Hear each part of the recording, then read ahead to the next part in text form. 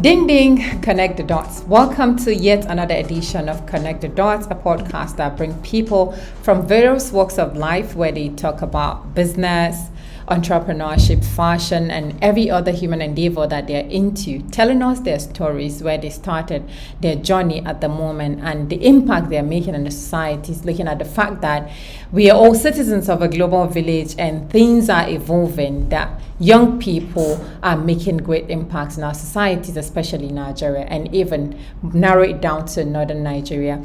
Today, we brought to you the CEO of Ansar Technology Nigeria Limited, farm technology-based company where they assist farmers, registering them, getting them cards to monitor what they produce or what they cultivate in the farm, and etc. And this person studied business administration and other relevant fields that support the kind of business he does in the technology world and even farming business. Look, you know that in Nigeria, the federal government has been saying that we need to go back or tilt our economy towards other aspects that are non-oil economy. And it is a great pleasure to have someone that is diverse in farming, all sorts of farming, whether it is fish farming or the regular farming that we know, cultivating crops and all of that, rearing animals, to the show to talk to us about where they started. And it is no one but we are together with Alhaji Sani, the CEO of Ansar Technology Nigeria Limited. Welcome to the podcast. Welcome, how are you? Fine, thank you. So in this situation, we would like you to take us through your journey, because I know that you started from somewhere, and a lot of times people think when they see someone making waves or doing good in what they're doing, they feel like apparently you've inherited something from your family. How did you start Ansar Technology Nigeria Limited? Good. Ansar Technology, I can say, is a child of necessity, because we started in 2006. Before 2006, I was into a farming family and studying computer science.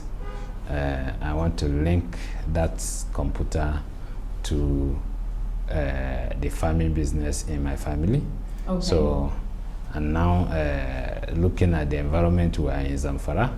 Majority of Zamfara indigenous, about 90 to 95%, they are farmers. Yeah. So what do we bring new into the system by adding value or creating an enable environment for the farmers to assist the ICT world? So that's why we created the company Ansar Technology Nigeria Limited. Ansar, as you may know, is a helper in Arabic word, so bringing technology. So we try to help the farmers, which are the vulnerable, to access the ICT aspect of farming. Right. So this company started in 2006. Yes. What motivated you into starting Ansar Technology Nigeria Limited? Yeah, then it's not a limited liability company, it's just an enterprise. So we started as Ansar Technology Nigeria. So when the development, we move more, and then we see the company is improving, and then we now convert it to limited liability company. All right. It is solely owned by you, or you've got some directors or business partners? Ansar have a board of directors, but I, as the chairman, I have the company. But when you see, when a baby, for instance, when a baby girl is beautiful, you see many men will be coming for the hand in marriage. So when they see the answer that is the company is moving, where many people started coming with a different form of ideas and partnership to see how the company. So that's what built us together to see that Ansar now is a multinational company. Oh wow, that's great. So Ansar Nigeria Limited or Technology Nigeria Limited provides technology-related services, including farmers. Can you give us details of what you guys really do, from whether it is farm extension services and other related services that you give to farmers, looking at the fact that in Nigeria now we're trying to tilt towards farming to be able to revive our economy?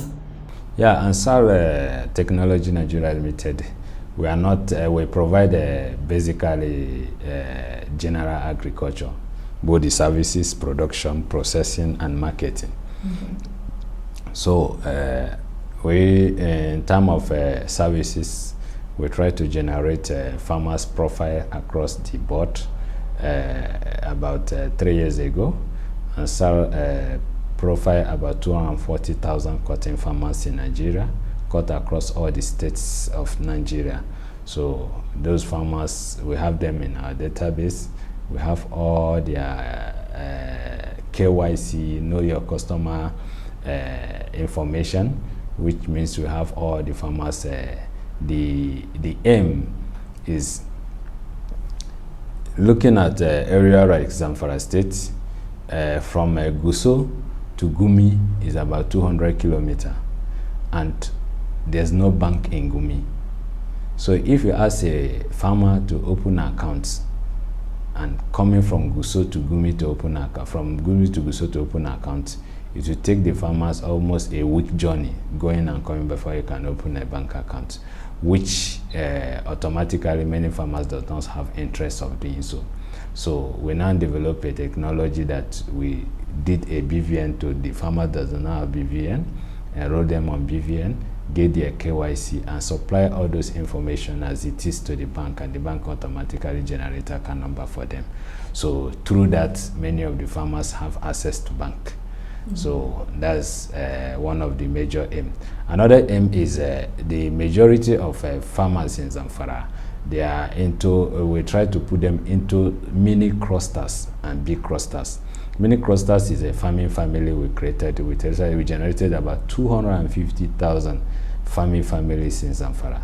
The aim of those farming family is to look at the household, profile the head of the family, the wife, and those that can farm in the family. So we put them, we make them as a mini farming family, and then in the environment, like the village, we build them together and make them as a cluster, and at the end of the day, form them as a cooperative. So the previous government, during the Halima Bokura administration, they used those data to do a lot of projects that assist the farmers in terms of input, disbursement, and other things. And then during that time, there's a program in Zamfara that the state government is running that calls Zamfara Comprehensive Agricultural Evolutionary Program, that bring in different intellectuals from all over the world, Jim Carter Foundation, Sasaka Global 2000, and some professors from ABU's area. We participated as their ICT consultant, and then we developed a program, both input disbursement and input recovery system, that computer automatically disperse and generate receipts for payment for the farmers. The program is one of the best program, the best thing that ever happened in Nigeria. So Ansar have been in, that's the area of services we are into. Coming to production, as we speak today, Ansar have one of the largest farm in Nigeria. You go to Marma village in Jigawa State, we are covering about 6,000 to 10,000 hectares of rice. So we produce both dry and wet season. So after we produce this rice, we take it back to our factory to process. So we process it, and then it became one of the most accepted rice in southeastern Nigeria today. If you go to area like Enugu, Anambra, and River State, the rice is highly competitive. So many people want the rice. So apart from rice, we're into cotton, we are into ginning, we gin and exports, and we produce cotton. Ansar is the first indigenous farmer that produce cotton in commercial quantity in Enugu State and other southeastern states. So we're into soybeans, we are into all form of production, cash crop production. We are doing it. In aquaculture, like fishing, we are into fishing. We are having in Abuja here and A2, we are having a big pond that in one pond you get over 300 to 500,000 fingerlings of fish. Our fish is one of the best fish in Nigeria so far because we grow it in with our own technology in an organic way. So we've built the feed by ourselves, and then we put we look at our nature, our climate, to see how we first of all ask ourselves, why did fish survive in our streams? Why it survives in our streams? We develop that, and then we try to create an ark dam and put all those fish inside, and then we revive we give them the feed, our own made feed, and then at the end of the day, the fish have been accepted, and internationally many people are coming to get and sell fish today. Wow, that's great. You made mention of creating your own technology. Yes. Can you give us details into how you created your technology to fit into the kind of fish farming that you're doing? Yeah, aspect of technology is moved together with innovation. So it is when you have an idea of what you want to do before you can sort and try to work it out and develop a system that will match whatever you are doing. We have a lot of technologies that support agriculture in the world. Is already advanced, that have reached some advanced stage. If you go to United States of America, if you go to Israel and other places, they have their own technology, in which if you bring it from there to Nigeria, it might not solve our problem because our climate, our weather, and our pattern of raining and other things, so it's not the same thing. So we in Nigeria, we have to look at those conditions and create our own system that will match our timing. For instance, in production process, we discover that many farmers does not know what is the spacing for each and every crop that you plant. For instance, what is the spacing, what is the centimeters gap that you want to put between one maize and another, between one soybeans and another, between one cotton and another. So we have developed a system that first will tell you that this is the centimeters that you're supposed to put those things on ground to get the crop quantity that will give you the normal yield at the end of the day. So apart from that, the system also tell you that, look, you are putting this thing today, Wednesday, in the next 2 weeks you're supposed to put fertilizer. You put NPK according to the soil test. You are going to put NPK 20 10 10, NPK 20 10 5, or 15 15 15. So the system will tell you that this is the type of fertilizer you require in this soil for this crop. So, and you're supposed to put it on so day. So it will alert you. So it will build your mind that tomorrow, next tomorrow, I'm going to put fertilizer, and this is the type of fertilizer I'm going to put. Which means if you can put it that day, you have followed the channel that you are going to get the normal yield at the end of the day. Because if you look at the newborn baby, for instance, if you have a newborn baby and you feed the baby once in a day, after 3 months, you hear that Bashoko so it will carry. The same thing happened to the crop you put on ground. If you do not feed the crop very well, at the end of the day, it will not germinate, it will not grow as you want. So you have to give those. So we have developed a system, and we are adding value to those systems to see that at the end of the day, farmers in the village can easily stay at their home and know that if I put 1 hectare of rice on ground with this method, I'm going to get 6 tons. So that's the aim we want to charge with, because you'll be hearing that if you go to somewhere like Israel and China, you get 6-7 tons of rice per hectare. You think maybe their soil is different, or there's magic they make. No, it's not magic, but they follow the best agronomist practices to achieve those methods. In Nigeria today, if you go to Federal Ministry of Agriculture or other departments in the state, you hardly see extension workers, because extension work does not pay anymore like before. Mm-hmm. So it does not take local science to be an extension worker. So you can teach yourself to be an extension worker, and that's what we are trying to do. So to make the farmers to know that yes, there's a system that will help you to provide all those solutions. Okay, so before we go back into talking about more details on the journey of Ansar Technology Nigeria Limited, we'll take a very short break. And when we return, we'll take it on from where the technology being used in this company to assist farmers is coming from, whether it's locally made or it's outside Nigeria.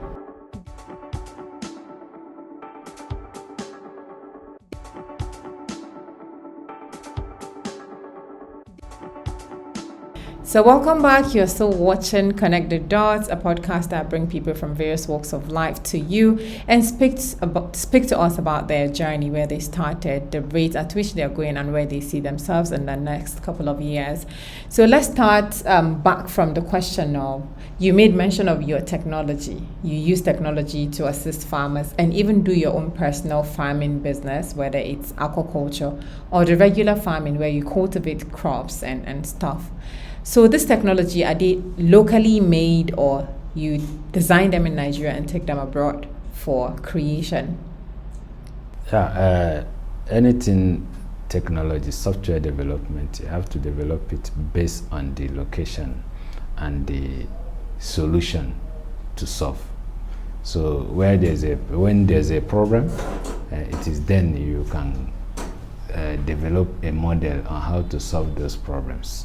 So using an external software to solve Nigerian problem in agriculture, we think it cannot work. Okay. Because the climate, the raining pattern and everything is not the same thing. Right. So we try to develop our own system, our own software that we use that will match the activities of our farming pattern.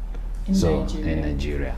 So our software is basically what we develop by ourselves, and then we try to always add to see whatever is the problem today. The more problem comes, the more we solve it. For instance, we are having issue of flooding in Jigawa and in many parts of Nigeria. So our thinking now is, how do we give the farmers flood alert? How do we notify them? How the system notify them that don't farm to this place? There might be likely flooding in this area, so that they can start mitigating their risk before even going to the farming. Mm-hmm. How do we inform them that? How the system inform them that during August, September of so year, there might be a lot of rainy season that might temper with your crop and other things, so that they can plant earlier. So all this system is what we are trying to add to the one we have. So basically the system, we develop it by ourselves. It is Nigerian made in Nigeria and used by Nigerians. Oh, wow, that's really amazing. So how do you introduce this technology to farmers, especially in the rural communities, considering the fact that your major stronghold is in northern Nigeria, including some southern and eastern part of the country, but I knew you started from somewhere in the north. And how do you take this technology to the farmers, considering that the level of education and other things to consider for them to accept your technology? Basically, in the world of information technology today, education does not matter enough, especially to the local farmers. If you give any farmer, I believe if you can sample 100 farmers from any angles in Nigeria, they can operate Android phone. Before you get the percentage that cannot operate, it might be 1 or 2% of 100. So which anybody that can operate Android phone can operate our system. So, okay. And we try to make it as simple as the farmers can easily understand. Oh, so where did Ansar Technology started from, and what birthed the idea originally? Because I learned that you started it in Zamfara State. How did it come about? Who are your mentors that made you think about doing such business? Yeah, as I told you before, I started it's a business name. We just created a business name trying to develop ourselves, because after my education, many people are trying to get a white collar job, in which I objected it. I told them that I can then a graduate were paid 12,000 naira, and I sit down one day and think, how do I use 12,000 to feed myself, buy a house, buy a car, and do all this thing together? It means I'm going to die poor. And I rejected the work. I tried to get one computer and one photocopy to develop my own business, and that's how I started. So basically, the Answer technology is just, as I told you, is a child of necessity. We started as low as anybody can think, and we developed gradually. Okay, so you started in Zamfara. Can you give us more details into the way you continue the line of business? Because I know you've got mentors, people who motivated you. We started then with just small businesses and trying to look at various opportunities. There's a program that run by Dr. Ngozi Okonjo-Iweala in 2012/2015, U-Win project. Oh, yeah. I participated in U-Win project by designing a wireless network system that covered 6-kilometer radius in Gusau town. So this system connects thousands of people to internet without using SIM card on any other thing. So because or even any Wi-Fi connection. No, because we have a one-base Wi-Fi that connects 6-kilometer radius. So many people connect to it. By designing that system, I got 10 million naira from Federal Ministry of Finance through Dr. Ngozi Okonjo-Iweala to establish the business. And I established the business, and the business work perfectly. It booms, and we create branches almost in Katsina State and in Sokoto State. We have branches in 3 states.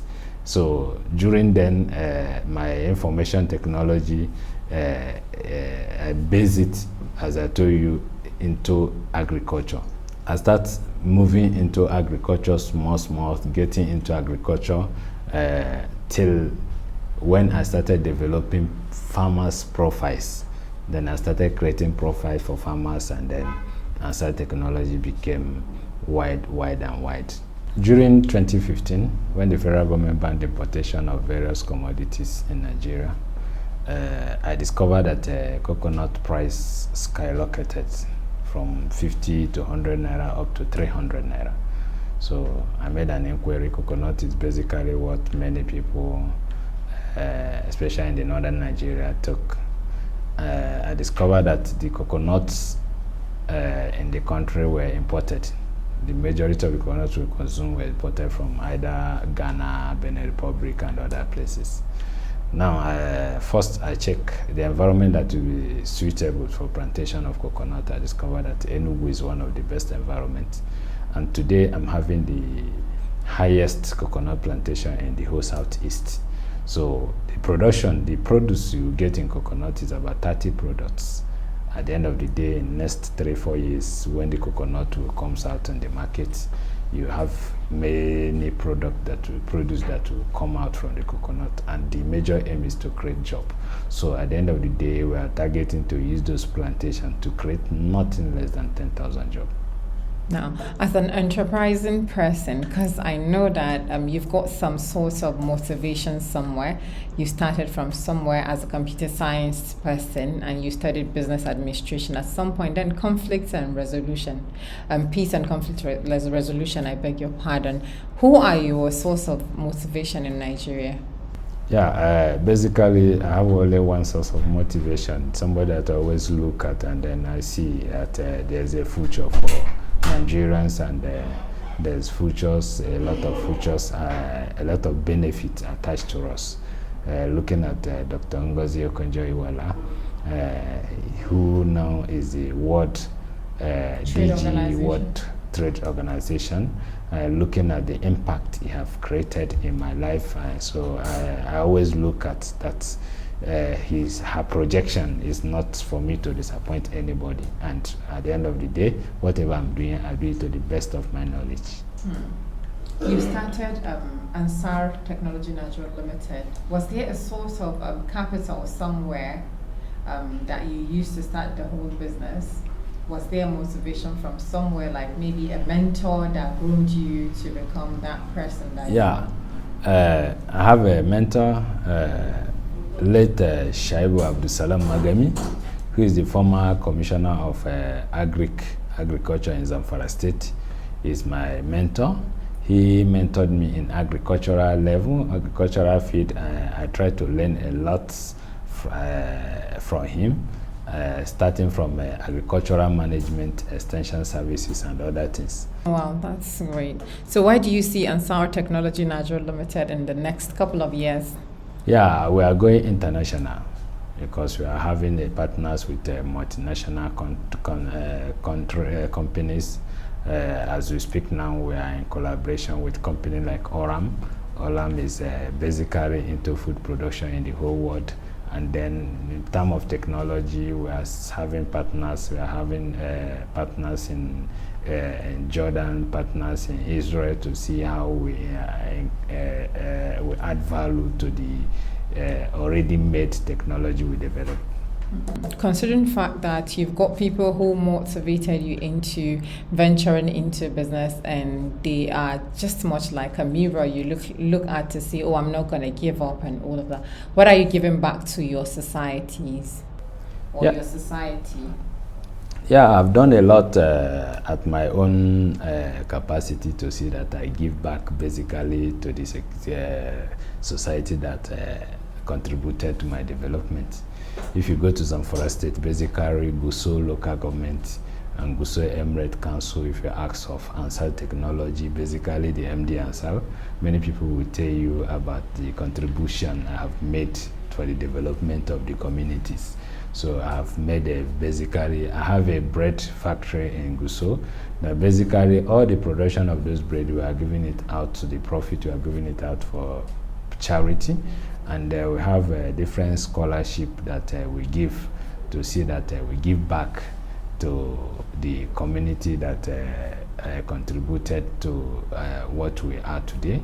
So Zamfara is where you know today that there's a lot of issue of banditry. There's many people that are running out of their villages. IDP camps that were not mentioned, but they are there. We try to give our own quarters there. Going back to Enugu State, where I'm coming from, in my own village, I have built a secondary school, technical school, to see that people like me that do not have easy access to education have access to education. I've given them electricity. I've created access road and other things, and I've created jobs. In Jigawa State, if you go to Jigawa, in Marma town, Marma is a village that for over 30 years now, whenever it's July, the people in that particular village used to move out of their house because of flooding. So because there's a canal that go beside that place, so those canal, time you move, a lot of water come, it will go straight to the villages. About 10 villages used to be cleared away every year.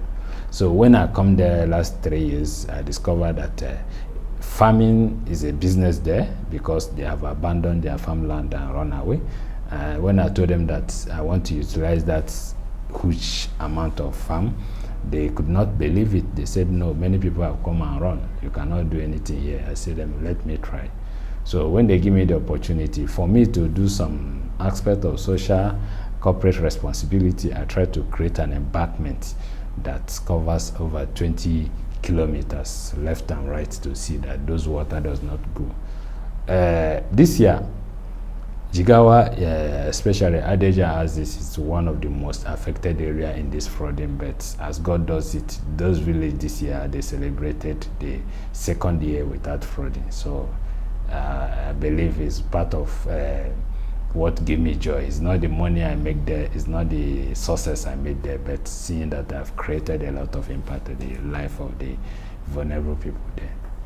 Oh, and lastly, you made mention of giving back in terms of education to the people of your community because you were not privileged to get the free education or something like that. Can you give us like a little bit of deep dive into your education journey, how you started funding your education and all of that? Basically, I fund my education by myself because I was born in a family.